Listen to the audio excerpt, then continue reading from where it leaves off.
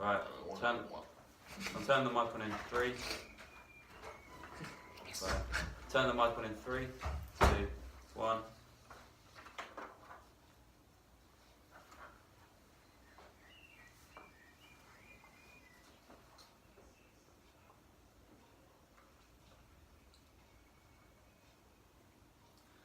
What's up, folks? It's Friday and Matters of the Morning is back.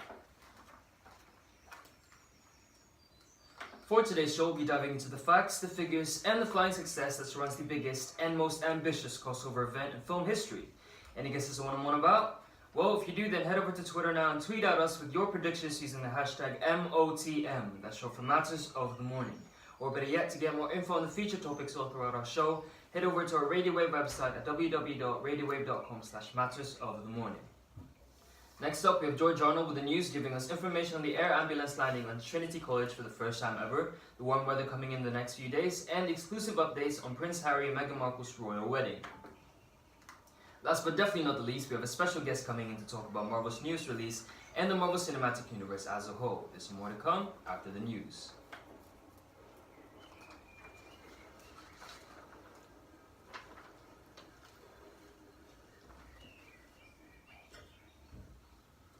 And now it's time for this week's news to George Arnold. So, over to you, George.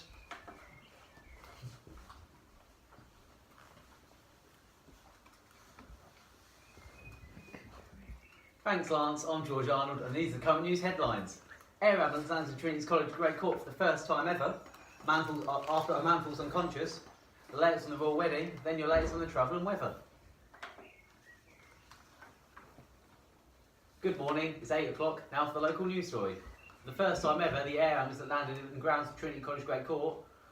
The emergency happened as students were enjoying a pre-exam binge on the Cambridge Jesus Green. A witness said it landed about 11:55 a.m. and the paramedics, having gathered their equipment, proceeded towards the Great Gate, where I assume they tended to some incident, perhaps on Trinity Lane. The air ambulance took off Great Court just after 12. A spokesman for the East of England Air Ambulance Service said, "We received a call at 11:22 a.m. to reports of a man in his 20s unconscious in Trinity College, Cambridge. The East of England Air Ambulance Service trusts dispatch a rapid response vehicle, an ambulance and an ambulance car, an Essex and a Hertz Air Ambulance. On arrival, the man was not conscious, but he was breathing. He was taken to Addenbrooke's Hospital for further care." The date has been set for the royal wedding between Prince Harry and Meghan Markle. The wedding is on Saturday, May the 19th at St George's Chapel in the grounds of Windsor Castle, where Prince Harry was christened. It's set to be a very special place for the couple and their relationship so far. The couple are set to receive an incredible present from the Queen. It's anticipated that the Queen will give the couple a Yorkshire cottage on the Sandringham estate in Norfolk that was previously home to the Queen's grandparents, King George and Queen Mary, who received the house as a wedding gift. The Lord Chamberlain's office at Buckingham Palace is responsible for organising royal weddings, but Harry and Miss Markle are leading the show. However, under the guidance of Harry's private secretary, Edward Lane Fox, the Lord Chamberlain's office is dealing with the ceremonial aspects of the day. The service begins at 12 p.m. Now for the latest travel updates. Heavy traffic delays after crash blocked the A14 and the A47. The A47 near Forney and Wisbech is closed in both directions. One person is seriously injured and the road expected to be closed for several hours. Finally, for the weather, another warm day reaching highs of low 20s. However, it will feel much fresher than late with gentle northwesterly winds. That's all from me. Back to you, Lance. And now we're back to Matters of the Morning. First of all, thank you, George, for giving us that wonderful delivery on this week's news. And second of all, earlier on in the show, I mentioned that we will be talking about the biggest and most ambitious crossover event in film history, which a lot of you guessed correctly on Twitter, and that film is none other than, drumroll please, Avengers: Infinity War.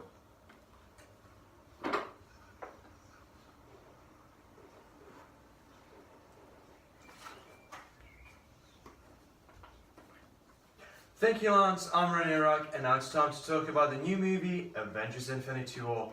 Now, obviously, with the ever-increasing recognition that this film has been gaining lately, we didn't want to miss out the chance of the general public's thoughts on the release of this movie, which, by the way, has been in the works for 10 years. So, I have gone out and interviewed the public about their thoughts on this movie before the official UK release on the 27th of April. Here are the thoughts. Mine's off. Justice. Positions. Oh, that's so good. Really, What was that anyway? Was that each Was that the chair? That was my neck. Well, you know, That was your neck. Seriously? I No, know, Billy. that was the chair. That's your neck. Freddie did a great impression of Loki at the beginning of Perfect time Infinity to War. mic Right, well done, guys. It hurt more the second time I watched it. Well done so far. I'll start a little bit. I still feel like it's not dead. It's fine. You don't consider I don't think Doctor Strange is dead though. Don't forget that. I feel he used Shut magic. up. I've seen it. Still haven't seen it. No. Oh, It's right. made $1 billion. How have you get not full. seen it? I It's get like paid- 3 I get- weeks out now. I get paid tonight, so I'm probably Alright gonna watch guys, it there's tomorrow. 50 seconds left. We're Watching 5 3D. minutes and 30 seconds. So, we should have this timed out perfectly. You can do this. I feel like the camera's recording. I'll just be doing that. Boom. No, then. Alright, 30 seconds left. Turn it down a bit, George. There we go. Yes. Yes, I can, it's very loud. Oh, it's both the camera. Right, 20 seconds, everyone quiet, turn the mic back on, so, in 10 seconds, so, 5, 4, 3, 2, 1.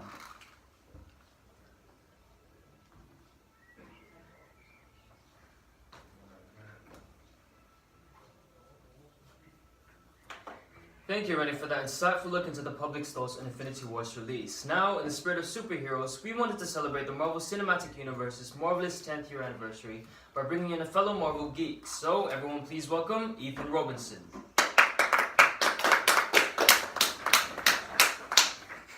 Welcome to the show, Ethan. Please make yourself comfortable. Thanks. Could you introduce yourself to our listeners? G'day. I'm Ethan. I'm a fellow Marvel fan who's been watching Marvel movies since 2008 when it started, and I have been enjoying them since the beginning of X-Men and Spider-Man in 2002.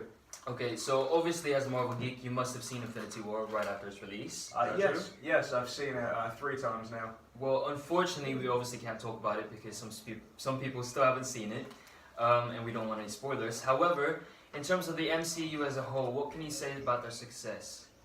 I think the MCU's success is something that is unparalleled to any cinematic franchise ever. You have people like Universal and even Star Wars who are copying their same kind of idea, which is creating several movies to build up to a big sort of end battle. Universal did it with their Dark Monsters, Star Wars is sort of doing it with things like Rogue One and the Han Solo movie, and DC tried to do the exact same thing they did with Avengers and subsequently failed, but I think it's something that because of that brand recognition, because of the first people that did it, it's a successful premise.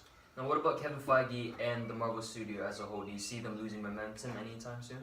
I can't see them losing momentum. I think Kevin Feige is someone that you can see he cares about his work, he cares about what he does, and he's a big fan. Kathleen Kennedy, like with a comparison to Star Wars, she likes it, but she doesn't care as much as you see the passion in Kevin Feige and people like that. So it's something that I can see lasting until he dies. That's true. What about your expectations for the future movies of Marvel? My expectations are actually relatively high. Before I was slightly low about it. I wasn't expecting loads from Infinity War, but they surpassed my expectations, and I'm expecting a very big payoff and something that I can actually look forward to end the chapter. Yeah, so are you hoping for other characters to come in further down the line, or are you fine with what we already have? I have people like Namor and Nova who I'd like to see. I think they can expand to different locations and stories, and even like the Fantastic Four at some point would be fantastic. Speaking of Fantastic Four, what are your thoughts about the deal for Fox and Marvel? I think the Fox and Marvel deal would be a brilliant idea. You can create more villains, more worlds, and it is able to create new people, new characters for people to look to. I mean, the mutants are people that people with like sort of minority backgrounds can look to and see themselves in because of that same kind of character. And I feel that's something that Marvel needs. Well, that's good, but unfortunately that is all we have time for today. But thank you, Ethan, for coming in to give us your insight on Marvel. And for our listeners who still haven't gone and watched Avengers Infinity War, I hope that we have inspired you to go and watch the movie, which, by the way, has recently just broken the record for the biggest opening weekend of all time.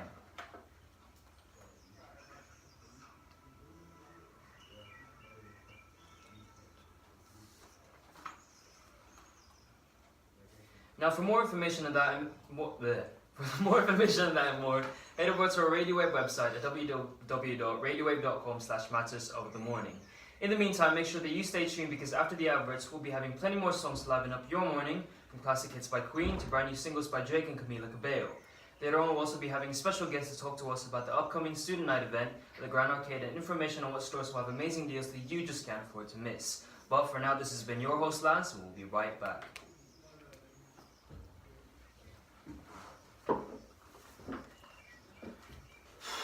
Really showed at the end there, didn't you? I know, really.